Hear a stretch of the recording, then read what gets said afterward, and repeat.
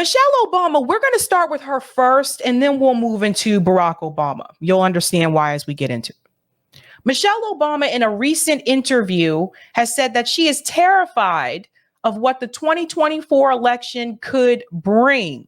Let's go ahead and get into this clip here from CNN, because we have heard Michelle Obama say this before, and that was in reference to 2016. Let's dive into it. Former First Lady Michelle Obama said, and this, obviously was very significant. She's raising some alarm bells as far as 2024 is concerned. She says she's terrified, her word, terrified about the election. Listen to this. What's going to happen in this next election? I am terrified about what could possibly happen because our leaders matter. Who we select, who speaks for us, who holds that bully pulpit. It affects us in ways that sometimes I think people take for granted. Very stark warning from her about the challenges that Democrats face coming up in November. Look, she's now. Pause for a second. Michelle Obama is telling you that our leaders matter. That's true. But we have to go back and figure out how we got here in the first place. Now, obviously, Michelle Obama is concerned because Donald Trump is still beating Joe Biden in these polls. I just saw a report earlier today that shows that Donald Trump is now beating Joe Biden also in Pennsylvania. So he's beating him in these swing states that Joe Biden does need to win. I know for a fact he does need Michigan in order to win. But how did we get Trump in the first place? When she says our leaders do matter, it was actually Michelle Obama's husband that gave us Donald Trump in the first place. When you have someone like Barack Obama who ran on hope and change and said, yes, we can, who actually ran on some progressive issues at that point in time, then he wins, and you have a complete collapse of Black wealth under a Black president. What do you think is going to happen? Black wealth tanked under Barack Obama, tanked because of some of the decisions that he made in reference to the housing crisis. Barack Obama chose to bail out Wall Street instead of the American people. All these people lost their homes, and Wall Street was still allowed to operate. What did we expect to happen? What did we expect to happen when you had, again, he was supposed to be the first African-American president? He made all these promises to people, said that he was going to be different. We were going to have this amount of change in this country. And then we saw that Joe Bama. Sorry, I said Joe Bama. Oh boy. Freudian slip there. But then we saw that Obama was pretty much just the same as all the other status quo politicians. He was just better at hiding it when he was running for office. So when you have those things happen, that is actually what gave us someone like Donald Trump. So when Donald Trump ran for office, he went and he spoke to the communities that he knew were not so happy with Barack Obama's policies. Now, fast forward now, what do we have happening now? Right now, we have candidates going to communities that Joe Biden may have won in 2020, but he will struggle to win this time around. Cornel West is going and he's speaking to Muslim voters in Dearborn, Michigan that are not too happy with Joe Biden right now. Think about it. Think about it, folks. You have to also remember, Michelle, that there were a lot of people that voted for your husband in 2008 and in 2012 decided not to vote for him because of economic policies. And there were also a lot of people that voted for him in 2008 and 2012 and then turned around and voted for Donald Trump. And every decision that has been made by voters in this country, anytime they have decided to turn into a direction of Donald Trump, every decision can't be because those people were racist. Yes, some people are. But those same people voted for some of those same people voted for your husband, Michelle.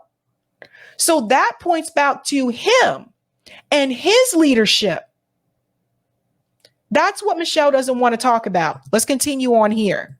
Never been shy about these kinds of things. And it also, don't forget that her husband, Barack Obama, recently met with Joe Biden and gave some advice about what he ought to do with his campaign. That is, maybe move some of the people from the White House to the campaign. And so I think, this is a couple that talks to each other. And I think you can presume that they both feel the same way. They're looking at the same polls that we're looking at. They're looking at the fact that he's losing a lot of key constituencies, like younger voters and Hispanic voters. And so I think she's speaking her truth, as we say, and she's not shy about it. But she really needs to focus on, and this is a really good point, Dublin. Yeah, why doesn't Biden go speak to the people of Dearborn, Michigan? And why didn't Joe Biden speak to people in East Palestine, Ohio? It's just, this is what I predict is going to happen. The same thing that happened with Barack Obama, where some people who voted for him in 2008 decided not to vote for him in 2012 because economic issues. I think that same thing is going to happen to Joe Biden this time around as well. Some of the people who came out to support him in 2020 are not going to return to support him in 2024. And I think it's worse with Joe Biden because Joe Biden could actually lose in 2024. I never believed that Obama would lose in 2012. But Joe Biden could actually lose to someone that he beat in 2020. Imagine that. Because of the decisions that he has made and the people that he has chosen to ignore in this country. So Michelle Obama is worried, but remember, Michelle Obama has been asked multiple times to run for president. She doesn't want to do it. She wants nothing to do with that. So what is this all about? They send out the Obamas. When things don't look too well, they go to 3 different people: Hillary Clinton, Michelle Obama, Barack Obama, because they believe that they're the ones that can turn things around and get people back on board for their candidate. They're pulling out all the stops. Wait for it, guys. I told you 2024 is going to be wild. Ashley Allison into this conversation. She's a former Obama White House senior policy advisor. It's not just the former First Lady raising these alarm bells as far as Democrats are concerned. The Democratic congressman from South Carolina, Jim Clyburn, as we just heard in that report, he says he's also very concerned about black voters simply not showing up to vote this time. What do you think? Well, look, we know black voters resurrected Joe Biden's campaign in the primary in the state of South Carolina with the help of Mr. Clyburn. We also know Joe Biden can't win without a large historical number of black voters turning out for elections like they did in 2020. People say this all the time, but I'm not sure they actually believe it, and their actions speak to this. Black folks are not a monolith. And so older black voters may feel one way about a certain issue. Younger black millennial voters may feel a certain way. There are some black voters that will vote for Donald Trump. I don't think that the risk is that 50% of black voters vote for Donald Trump, but not showing up is just as much a vote for Donald Trump. And so when we hear the former First Lady say that, we all remember the day Donald Trump watched, and many of us were devastated and had to go back to the White House the very next day and listen to the president address us in the Rose Garden. And then we lived 4 years of his presidency and saw some of the egregious policies that he implemented that really did hurt black people.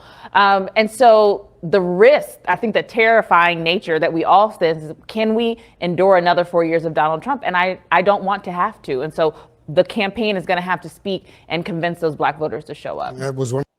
Let's talk about policies that actually hurt black people as well when they bring up Donald Trump's policies. I think it's also important to bring up Barack Obama's policies that also hurt black people as well. As I told you before, one of the best things that Obama could have done was to save the American people, particularly black elders who were losing their homes during the 2008 housing crisis. The best thing that he could have done was to protect and save those people who basically had their homes stolen from them by Wall Street. Barack Obama choosing to bail out the banks instead of the American people. And like I said, most of the people that were targeted were black elders who lost their homes. This is the part that they leave out. Instead of blaming the voters for staying home, instead of blaming the voters for voting third party or independent, maybe you need to sit back and ask how you got here in the first place. Maybe you should ask why the majority of African Americans in this country don't vote in the first place. Why the majority of Americans don't vote in this country in the first place, because they have not seen an investment, their return on their investment. They haven't seen it. Their lives have not improved. That's why most people don't go. And two, if you really want people to come out as much as you say that you do, why isn't Election Day a holiday in the United States? Why isn't it a federal holiday? Other countries have this because they don't really want everybody to come out. You see what I'm trying to tell you guys? They only want certain people to come out, and they want those certain people to come out and vote for a certain person. That's really what it's about. You think if they really cared about election integrity, if they really cared about democracy, do you think they would be removing candidates off the ballot? Think they made it so difficult for third party and independent candidates? Do you think the DNC would have super delegates? They don't want it to be fair, but they want you to feel guilty for staying home. One of the reasons, I'm sure, why President Biden was in South Carolina Absolutely. today, as we all saw.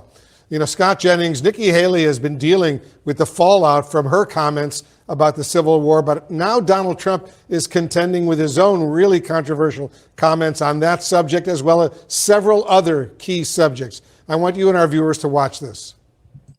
So let me show you what they're trying to do. And we've had our criticism about Nikki Haley and her cringe ass comments. We had a lot of criticism about Nikki Haley, period, on this show because she was my former governor. But let me show you what they're trying to do, right? So you got Wolf Blitzer here. Remember, he used to work for AIPAC. Okay. You have a black woman here. They're going to point to her as the token. I'm sorry, just keep it real. Right now, she's the token. This gentleman who always shows up every now and then you have her. And let me show you what they're going to try to do. They're going to try to show you if you don't come out and support Joe Biden, you're going to get this. I love studying if you take a look, the wars, I don't know what it is. The Civil War was so fascinating, so horrible. I know it very well. I know the whole process that they went through, and they just couldn't get along. And that would have been something that could have been negotiated, and they wouldn't have had that problem. John McCain, for some reason, couldn't get his arm up that day. Remember? He goes that like that. That was the end of that. Crooked Joe is staging his pathetic fear-mongering campaign event in Pennsylvania today. Did you see him? He was stuttering through the whole thing. He's going to, he's a threat to democracy. He's a threat to democracy. Wow. They ought to release the J6 hostages. They've suffered enough. They ought to release them. I call them hostages. Some people call them prisoners. I call them hostages. They are not hostages. Hostages are individuals who were at a music festival and were grabbed by terrorists and taken to Gaza, or their family members. These are people who either decided to plead. Again, used to work for AIPAC, right? The Palestinian prisoners aren't hostages, according to him. Guilty to crimes or were convicted in a courtroom of crimes. They're not hostages, clearly. Right, Scott? Yeah, I think the most egregious thing he said there was about calling these people hostages. I know it's become fashionable on the right to refer to them that way. But you said it, Wolf. These people are going through the criminal justice process. Some have been convicted. Some pled guilty. Some are still going to trial. But what happened that day was horrible. These people are not hostages. I know people, and you know people, who were in the Capitol that day, who feared for their lives. It was a terrible day. But this is obviously, he thinks, going to be motivating for his political base. I will just tell you, I personally think it's extremely limiting for him politically, because there's a whole bunch of independents and even some Democrats who are not happy with Joe Biden, but don't want to have anything to do with the idea of whitewashing January 6th or calling these people hostages or trying to claim something happened that day that is different than what we all saw with our own eyes. Yeah. This is what Michelle Obama is concerned about. When she says that she's worried, she's concerned about things like that. Let me keep it real with you, folks. If you actually talk to people, and we're talking about black voters, which Joe Biden needs in order to win. If you actually talk to black people, black working class people, and black poor people, I'm going to keep it real with you. Most of them are not thinking about January 6th. Okay? Most not thinking about what happened January 6th. Most of them could give a damn. And these are the kind of things that Michelle Obama, she's worried about that. The average person is not thinking about that. They're more worried about how they're going to put food on the table, how they're going to pay these damn bills. That's what they're worried about. But they want you to be afraid of that. Now, Obama himself also says that he is worried. Apparently, he had a pretty deep conversation with Joe Biden. We're going to go ahead and get into this clip here from Case Study QB, where they discuss the fact that Barack Obama is worried about Trump's strengths. And to that point, I have to add, if you are worried about Trump's strength, what does that tell you about Joe Biden? Let's go on. I have to ask you about this new reporting in the Washington Post this weekend that former President Barack Obama raised concerns about the structure of President Biden's campaign over this lunch in December. The Post writing, quote, Obama crew animated in discussing the 2024 election and former President Donald Trump's potential return to power. One of the people said and has suggested to Biden's advisors that the campaign needs more top-level decision makers at its headquarters in Wilmington. I should note that NBC News has confirmed that lunch has confirmed Obama's deep concerns about Mr. Trump's strength. How is the campaign responding to former President Obama? Well, look, we're going to continue to do what we need to do in order to be competitive and in order to make sure we're growing the infrastructure that we need to win. President Obama and President Biden talk frequently, as does the campaign and former operatives from President Biden's administration and his campaign. But the one thing is that we're both aligned on the fact that we have to push back on MAGA extremists and the threat that they pose to freedom and democracy.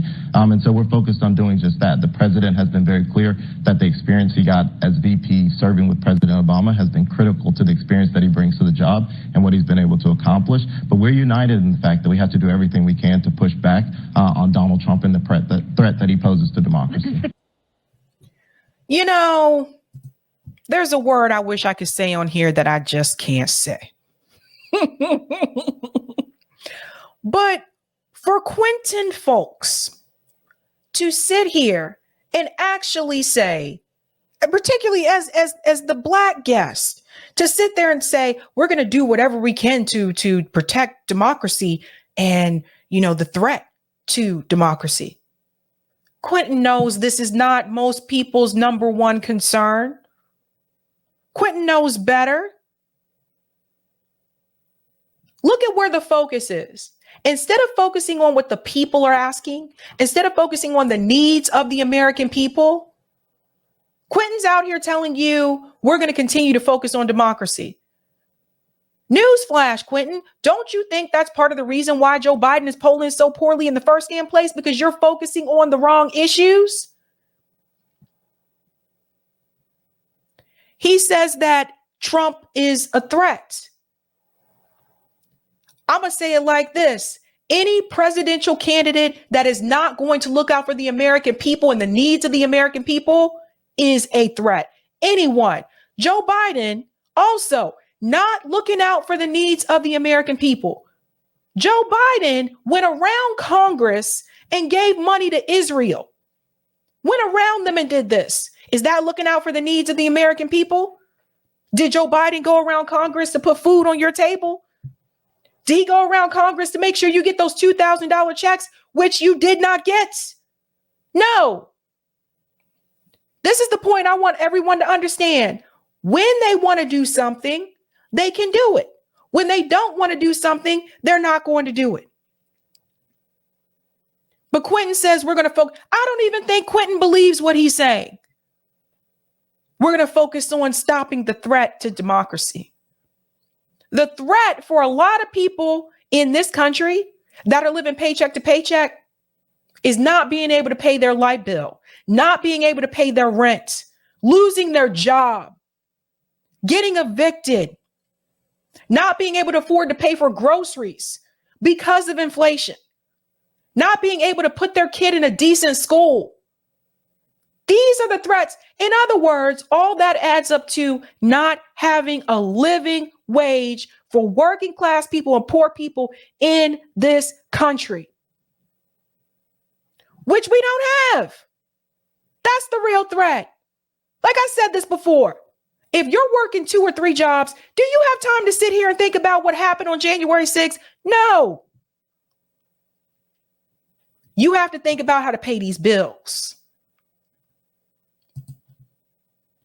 Campaigns see this warning by former President Obama as a wake-up call. Will there be structural changes to the campaign? Look, our campaign has been awake since the president announced in April, which is why we've come out the gate swinging. It's why we've put innovative organizing programs in place to begin to communicate with voters on the ground, which is why we've made investments into constituency media, the largest investments to voters of color, Hispanic voters, young voters, than any other presidential campaign in history. And now we're in the phase where more Americans are paying attention to what's going on, and that is why we're making the choice. The president's speech at Valley Forge was the first of that. We'll do it again tomorrow in South Carolina, and we're going to continue to make that case to the American people, because we are running this campaign and organizing it as though democracy is on the ballot, because that's what's at stake this election.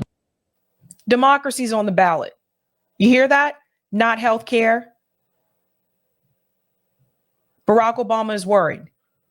Let's see a little bit more what Barack Obama said. Listen to this. This is just cracking me up here. Democracy is on the ballot. That's what they're putting on the ballot. So this is the article that they are referring to from the Washington Post. Obama's worried about Trump and urges Biden circle to bolster campaign. We're going to read a little bit of this here. And I told you guys for a while, I think that Barack Obama is the one who's really been making some of these decisions, because Joe doesn't seem to be quite with it, right? So let's go on. Former President Barack Obama has raised questions about the structure of President Biden's re-election campaign, discussing the matter directly with Biden and telling the president's aides and allies the campaign needs to be empowered to make decisions without clearing them with the White House, according to 3 people familiar with the conversation. Obama grew animated in discussing the 2024 election and former President Donald Trump's potential return to power. One of the people said and have suggested to Biden's advisors that the campaign needs more top-level decision makers at its headquarters in Wilmington, Delaware, or it must empower the people already in place. Obama has not recommended specific individuals, but he has mentioned David Plouffe, who managed Obama's 2008 race, as the type of senior strategist needed at the Biden campaign. Obama's conversation with Biden on the subject took place during a private lunch at the White House in recent months. One of the people said a meeting that has not been previously reported. Biden, who has long used Obama as a sounding board, invited his former boss to lunch, and the two discussed a range of topics, including the 2024 election. During lunch, Obama noted the success of his re-election campaign structure in 2012, when some of his top presidential aides included David Axelrod. You guys remember this guy? This guy is a piece of work. And Jim Messina. They left the White House to take charge of the re-election operation in Chicago. That is a sharp contrast from Biden's approach of leaving his closest aides at the White House, even though they are involved in all the key decisions made by the campaign. Obama also recommended that Biden seek counsel from Obama's own former campaign aides, which Biden officials say they have done, the people said. So here's problem number 1. Barack Obama thinks it's still 2008. A lot has happened in the country since Obama won his first election. And I think trying to recreate the magic of an 2008 campaign, I don't think that works in 2023. Again, a lot has happened. People have lost their homes, civil asset forfeiture. We've had the pandemic. There's a genocide happening in Gaza. And there's this war with Russia, Ukraine. A lot has happened. They have to understand it's not a wait anymore. Obama has been even more explicit with people close to Biden, suggesting the campaign needs to move aggressively as Trump appears poised to quickly wrap up the Republican nomination. His concerns about the campaign structure were not tied to a specific moment, but rather his belief that campaigns need to be agile in competitive races.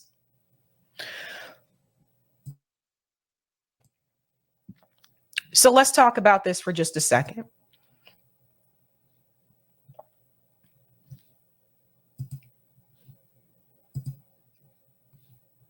The fact that Joe Biden is even at the point where it could even be close between him and Donald Trump shows that he was a failed campaign. It also says something about Barack Obama, because Barack Obama obviously spoke to Joe. Earlier on, when Joe decided to run, Obama said, Joe, you don't have to do this.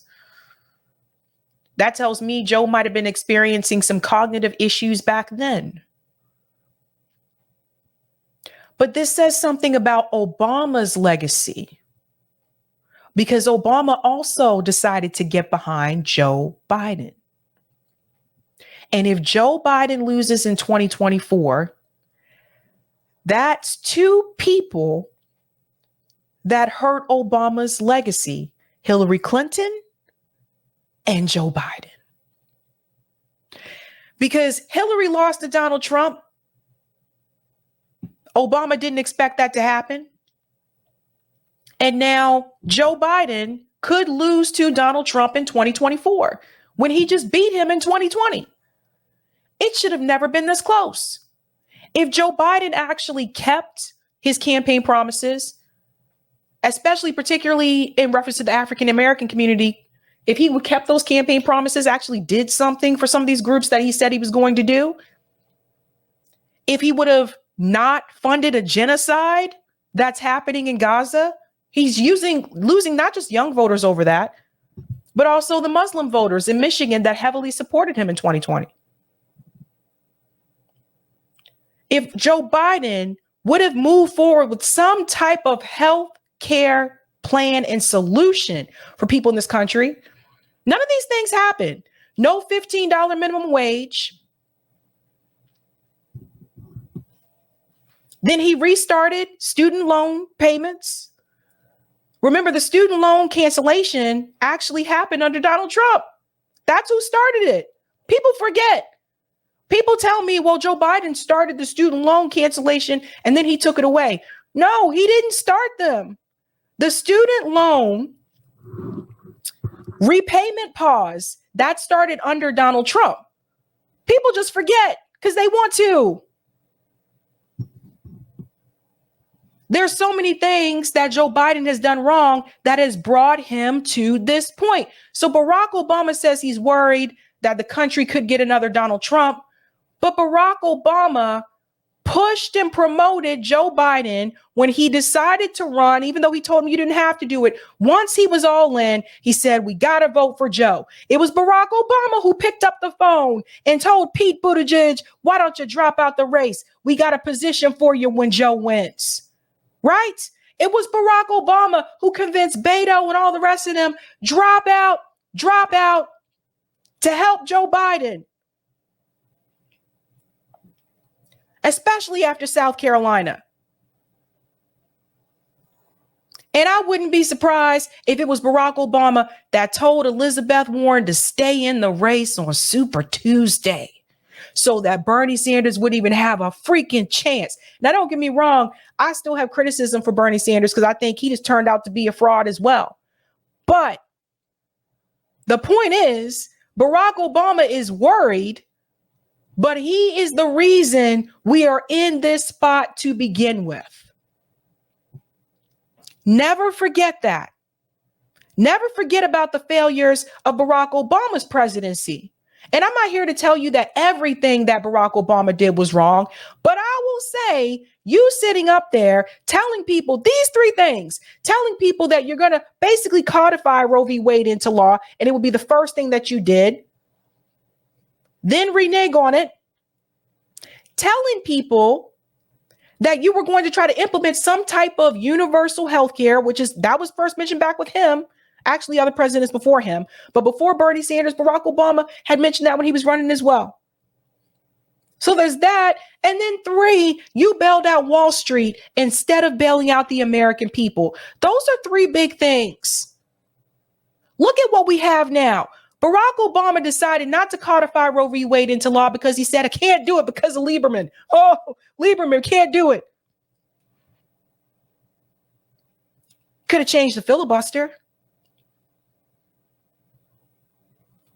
Fast forward to today, what happens? And it happens under Joe Biden. The Supreme Court decides to overthrow Roe v. Wade. Would have never happened if Barack Obama would have kept his promise. Never forget that, people. Never forget that. The banks still get away with murder. Wall Street still gets away with murder. And I really do believe that if Barack Obama wouldn't have bailed their ass out, maybe they would have learned a lesson. But here we are. So he has no one to blame but himself. Let's go to some of the comments here and then we'll get to the next story because that story is actually going to transition into the Biden-Clyburn story. Thank you for the super chat, Twin Bourne. If Michelle Obama is so terrified and things are really bad as they have been, she should have been pushing for reparations. Oh, that's a good point, Twin Bourne. Thank you, Fred. This is a DEI issue and needs to be amplified as it impacts investments. Russell Dobler shouted at Maddow. RE, support for Muslim. Pull here, please. I don't know what that means. I'm sorry, Fred. Thank you for the super chat, Twin. They know what Black people have asked for, so Democrats do so. I think it means something. Yeah. So Democrats do something for Black people or no vote. Cut the check. Thank you for the super chat, Cool Blue. D's and media assume Obama's and Clinton's repel no one. Shout out to Courtney, who's been a member for 6 months. I'm using Joe Bama for the rest of the election year. Should on my merch store, should I make a t-shirt that says Joe Bama? Joe Bama. Thanks, Sabby. Please get a copyright on that. Oh, God. Thank you for the super chat, LN. Where's the accountability for President Obama? Don't fall for the okie doke, people. Biden's a do-nothing president who represents corporate interests only. Thank you, Dwayne. With his history, it made me literally sick to see Biden pandering for Black votes at the site of a racist massacre. He disgusts me. We're going to get to that. Thank you, Sparky. Nikki's a screeching hag. You call Nikki a hag? Shout out to Hardlands Media. Kit says, keep up the great work, Sabby Sabs. Guys, make sure you support Hardlands Media. They're on their backup channel right now because I think they're still waiting to hear what's going to happen with their main channel. Thank you, EMK. If we had anything resembling a democracy, the Commission for Presidential Debates would not exist. We see it, and that's what makes them scared. We also need to bring back the League of Women Voters, too.